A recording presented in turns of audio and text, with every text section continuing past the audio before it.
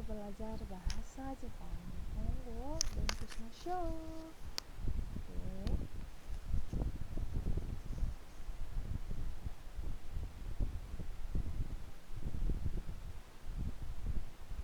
Baik.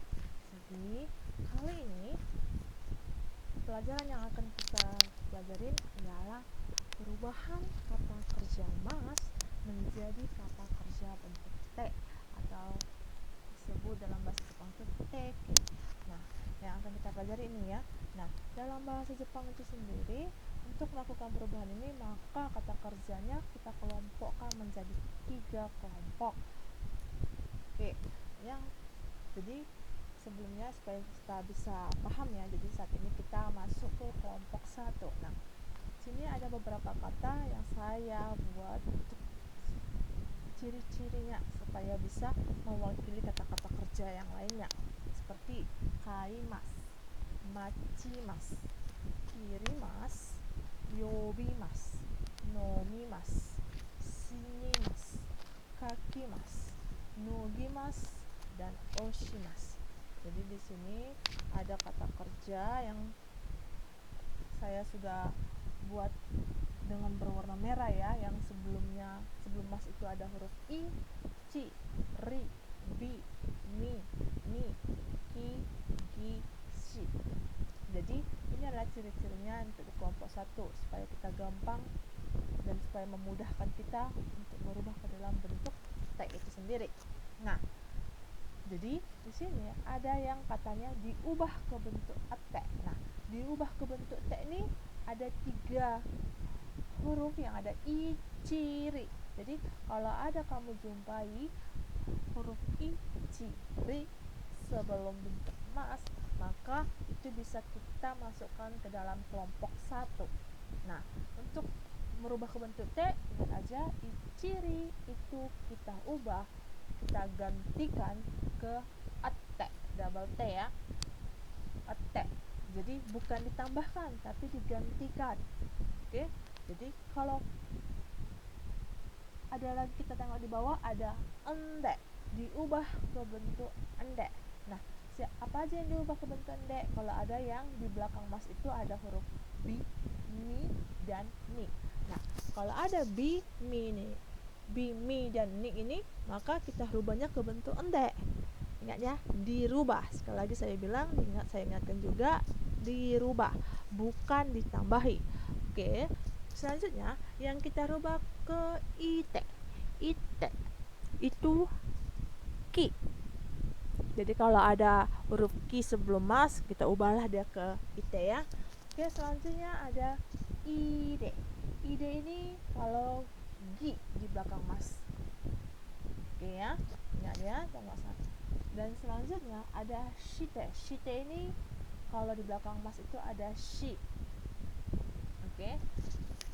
Jadi ini yang mau kita ubah, yang t, inilah dia bentuk T.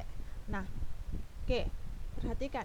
Nah, di sini ada kata kaimas seperti yang saya bilang tadi, yang ciri kita rubah ke bentuk T, maka kaimas jadilah kate, bukan kaite. Karena apa?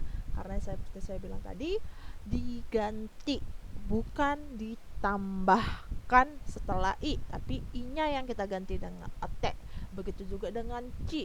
Ci-nya kita ganti dengan ate, maka jadilah mate. Dari kata machimas jadinya mate. Nah, selanjutnya ada kirimas. Seperti yang tadi ci juga, ri-nya kita ganti dengan ate, jadilah kite. Nah, itulah ciri-ciri yang kita rubah ke bentuk ate, double T ya. Nah, ciri-ciri yang kita rubah ke bentuk ende seperti saya bilang tadi ada bi, mi, dan ni. Makanya yobimas jadilah yonde, nomimas jadilah nonde, shinimas jadilah sinde. Nah, itulah yang dirubah ke bentuk ende. Baru yang rubah ke bentuk T tadi apa? Ite. Itu adalah huruf ki. Nah, huruf ki kita rubah ke ite. Makanya kakimas jadilah kaite. Oke, yang ide dari kata nogimas, ginya kita ganti dengan ide, maka jadinya nuide. Oke ya. Dan selanjutnya yang kita rubah ke bentuk shite adalah shi, itu jadi oshimasu jadi oshite. Nah, inilah dia kelompok satu. Tapi ingat ada pengecualiannya, yaitu ikimasu. Ikimasu itu harusnya kan kalau sesuai dengan aturannya adanya ite. Tapi karena dikatakan dia pengecualian, maka dia jadinya itte. Oke ya. Hai, selanjutnya golongan kedua. Golongan kedua ini lebih gampang, paling enak sebenarnya, paling simpel. Nah, ingat aja. Jadi kalau misalnya kita jumpai kata-kata kerja di luar dari ciri-ciri yang disebutkan tadi, maka tinggal gampang, tinggal masukkanlah dia ke kelompok kedua. Oke ya. Misalnya seperti ini. Jadi ingat aja. Jadi kalau untuk merubah ke bentuk T yang untuk kelompok kedua ini gampang. Tinggal hilangkan mas, gantikan dengan T. Oke, tinggal hilangkan bentuk mas, gantikan dengan T. Masnya kita hilangkan. Seperti ini contohnya mimas. Mimas, masnya kita hilangkan, kita coret jadilah T. Imas, masnya kita coret jadilah IT. Tapi memang ada beberapa kata yang memiliki ciri-ciri seperti kelompok satu, namun ternyata dia ada di kelompok kedua. Apa aja itu? Ini dia beberapa kata, yaitu okimas. Okimas yang di sini maksudnya okimas yang bangun ya, yang bangun. Jadi kalau artinya bangun, okimas itu di kelompok kedua. Jadilah dia okite. Oke, selanjutnya orimas, turun. Jadilah dia orite. Seperti sebelum tadi, coret aja masnya ya. Yang ketiga tarimas, cukup. Jadi jadilah tarite. Karimas, meminjam, makalah karite. Jadi ini ada beberapa kata yang saya buat sebagai contoh, dimana dia ciri-cirinya seperti kelompok satu, tapi ternyata dia dimasukkan ke dalam kelompok kedua. Hai, zatsugi wa kelompok ketiga. Kelompok ketiga paling enak. Karena apa? Karena hanya 2 kata. Oke, yang pertama apa? Nah, yang pertama adalah kata kimas. Kimas di sini kimas yang datang ya, datang. Jadi yang artinya itu datang, maka dia kelompok ketiga. Jadi untuk merubah ke bentuk T itu jadi kite. Jadi hanya mas kita ganti dengan T. Jadi kayak seperti golongan kedua ya cara perubahannya ya jadinya ya. Oke, misalnya saya buat contoh lagi tuh. Motekimasu, membawa datang. Nah, jadi yang di belakangnya aja kita rubah motekite. Motekite. Jadi di situ membawa datang juga bisa motekite. Oke.